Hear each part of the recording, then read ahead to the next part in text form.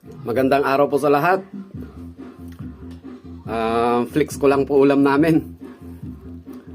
Daing na bangus, prinito, tsaka tortang talong. Galing sa garden natin yung talong. Tapos may sasawan po tayo.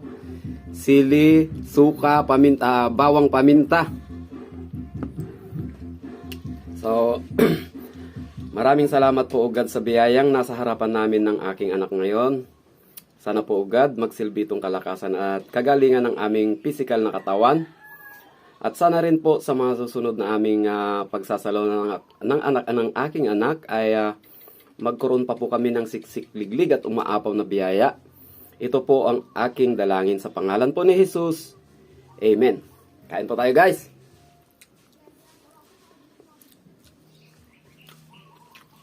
Manghang.